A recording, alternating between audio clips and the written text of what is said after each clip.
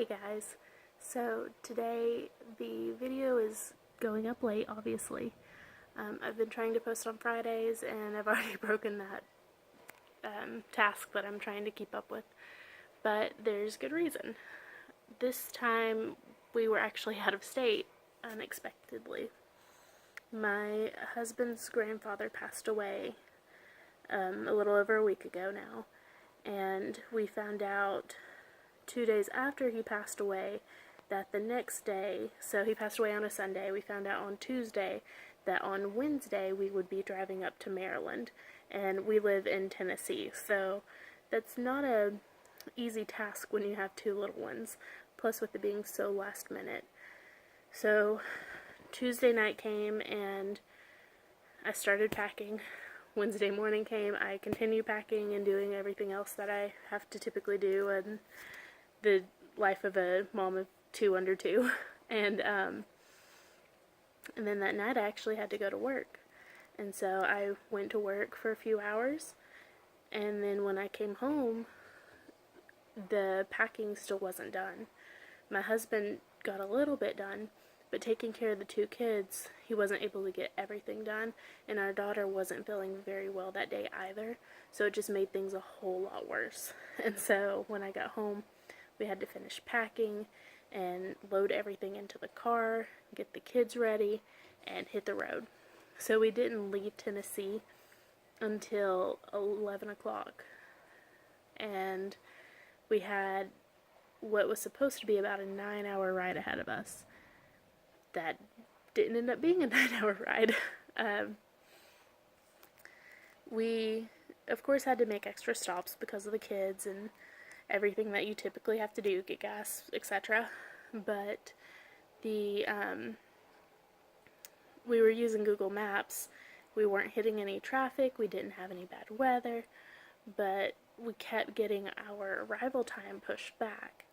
And so we were actually out the 5-hour mark of our trip, saying that we were 5 hours away for 3 hours. So our 9-hour trip turned into a 15-hour trip with two kids under two. And my husband and I were both exhausted. I had actually been up since 3 a.m. on Wednesday morning with our littlest one. And so it was not an easy trip. We were rotating drivers about every 2 hours and sleeping whenever we could. But we made it. We definitely slept good that night. The kids did great considering everything.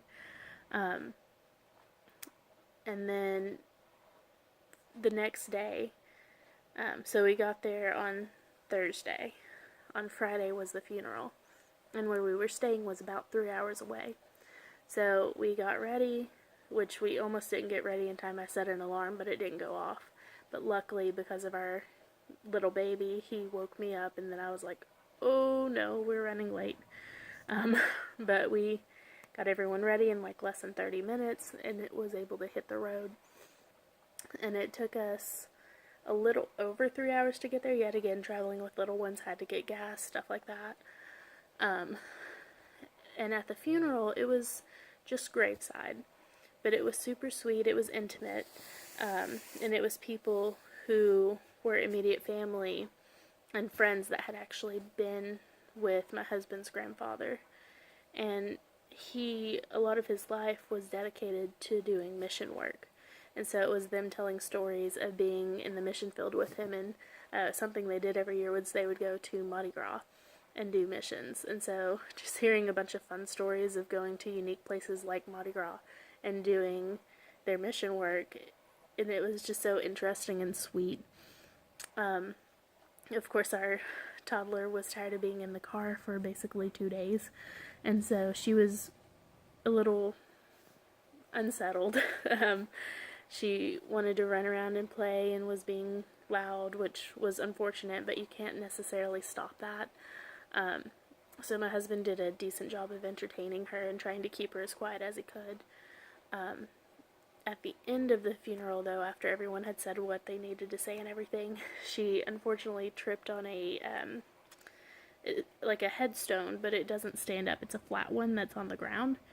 And she scraped up her arm. She cut the outside of her lip, she bit the inside of her lip, and she also pooped on herself.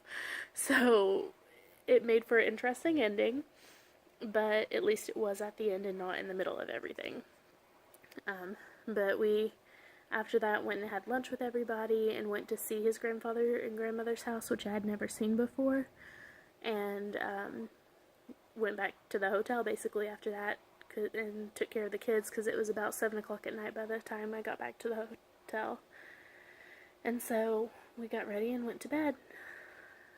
The next day, we had planned on coming home about 6 o'clock in the evening. That way the kids could sleep overnight. But it was raining and cold, and in February in Maryland, there's not a ton that you can do that you can't do a lot of other places, like go to the movies, stuff like that, that's indoors. And so we said, you know what, everything that's kind of special up here we can't do right now because of the weather and time of year, so let's head down early, which was both a blessing and a terrible idea at the same time. Yet again, our little ones did pretty good considering. Our oldest, Aria, had trouble because it was light outside, and so she wanted to be awake. So there were a few times that she would wake up and be upset because she was still stuck in the car. But she slept most of the time, which we were very pleased about. And our trip home still took longer than expected. It was supposed to take us again somewhere around 9 to 10 hours.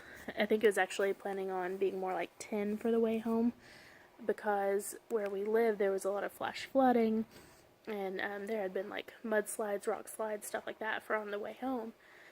And so it was going to take a little bit longer, but with our extra stops that we have to make, and then we did end up hitting a lot of weather and a lot of traffic, it ended up taking us 13 hours, so less than on the way up.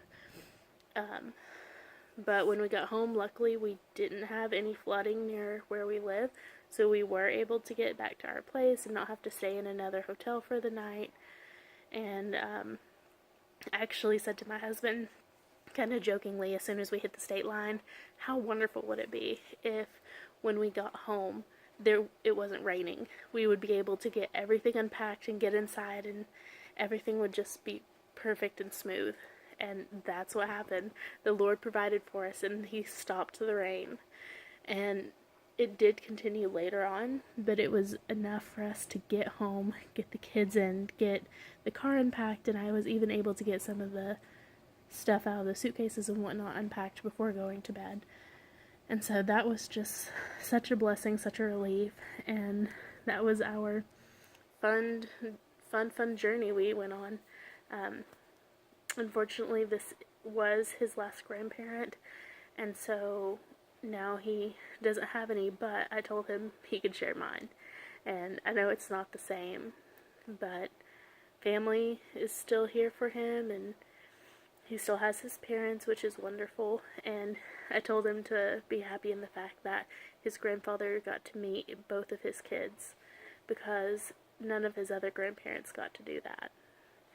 And so everything is, still a little bit up in the air. They have to sell the house and everything, but it's all working out, and we're all home safe and sound.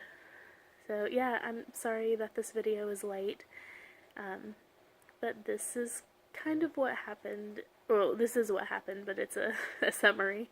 And I just hope you all have a wonderful day, and thank you for spending your time with me. Bye.